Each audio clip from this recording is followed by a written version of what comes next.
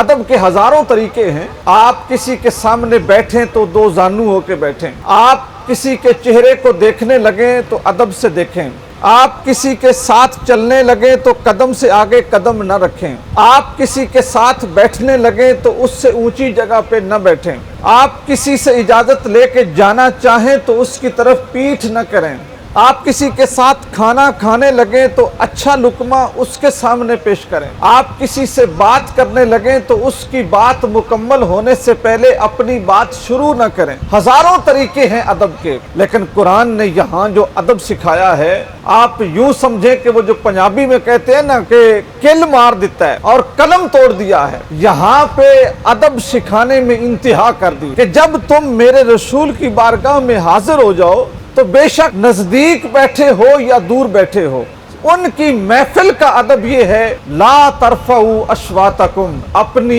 आवाज को उनकी बारगाह में बुलंद न कर। दोस्तों, जिन लोगों ने रुतबे पाए अदब के बगैर किसी ने नहीं पाया। इल्म की बुनियाद पर इल्म पे मोहब्बत करना और इल्म पे फख्र करना ये बड़ी बात नहीं है। हमेशा कामयाब वो लोग हैं कि जिनको इल्म के साथ मुजाहिदे के साथ अल्लाह की जात ने अदब नसीब किया। और हजरत इकबाल रहमतुल्लाह अलैह ने सरकारे दो आलम सल्लल्लाहु अलैहि वसल्लम का जो आस्ताने मुबारक है उसके मुतल्लिक फरमाया है कि ए बंदे, यहाँ पर अपनी हालत और अपने आप को काबू करके आ कि ये वो जगह है नफ्स गुम करदा मी आयत जुनैदो बायजीद ईजा। अल्लाह के नेक बंदे जुनैदो बायजीद जैसे लोग यहाँ पे अपनी सांसें रोक के आते हैं कि कहीं सांस भी ऊंची निकल गई तो सरकार की बारगाह की बेअदबी ना हो जाए। मैं आपको ये चीजें इसलिए सिखा रहा हूं कि मेरे दोस्तों, जिस वक्त हम नाते रसूल सुनते हैं, सरकार की बात सुनते हैं, सरकार की बात करते हैं, सरकार का इसमें मुबारक देखते हैं, सरकार की निस्बत से किसी चीज का ख्याल हमारे ज़हन में आता है, हमारे ऊपर सबसे पहला फर्ज यह है कि हमारी आंखें और हमारे चेहरे और हमारे जो अंदाज है ना वो मोहब्बत के साथ झुक जाएं। पिछले दिनों में हमारे मीडिया के ऊपर एक चीज आई है, आप ये थोड़ा सा ना वसीउल कल्बी के साथ मेरी इस बात को सुन लीजिएगा। मैं ये बात करते हुए किसी सियासी पार्टी की बात, ना उसको निशाना, ना किसी की तारीफ, ना तनकीद, ये नहीं कर रहा। अगर मेरे दिल में खलश है तो सिर्फ ये है कि वो शहर कि जिस शहर के अंदर हजरत इमाम मालिक जैसे मुहद्दिस ने सारी जिंदगी जूते नहीं पहने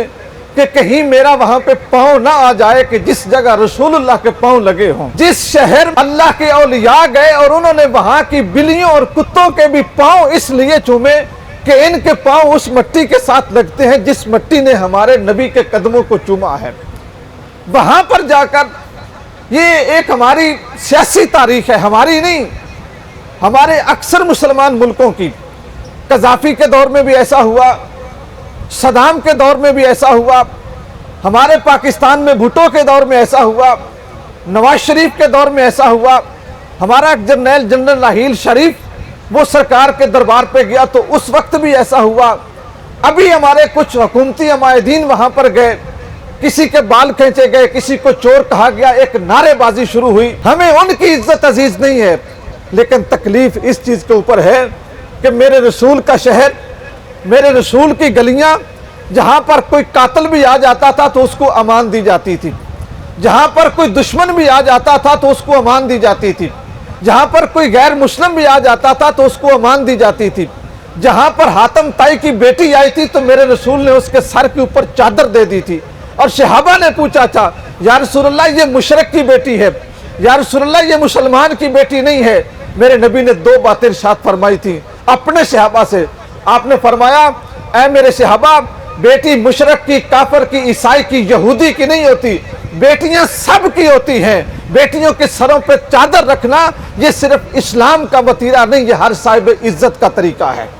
दूसरा हुजूर ने फरमाया था, मुझे इसके बाप की सखावत पसंद है, उसकी वजह से मैं इसका हया कर रहा हूं। और आगे कुरान मजीद फुरकान हमीद ने क्या फरमाया, ऐ लोगो, इन्नल्लज़ीना यगुद्दून अस्वातहुम इंदा रसूलिल्लाह, कि जो अपनी आवाजें रसूलुल्लाह की बारगाह में आहिस्ता रखते हैं उन्हें कमजोर लोग ना समझो, उन्हें घटिया लोग ना समझो, उन्हें ये ना कहो कि ये बोल नहीं सकते। फरमाया नहीं, ये आम लोग नहीं हैं, ये खास लोग हैं। اولئک الذین امتحن اللہ قلوبہم للتقوی، اللہ کی ذات نے ان کے دلوں کو اپنی محبت کے لیے چن لیا ہے۔ شہر رسول کا ادب کرنا اور حضور کی کچہری کا ادب کرنا، یہ رسول اللہ صلی اللہ علیہ وآلہ وسلم کے ساتھ نیکی نہیں ہے، یہ اپنے خاندانی اور اپنے صاحب ایمان ہونے کا ثبوت ہے۔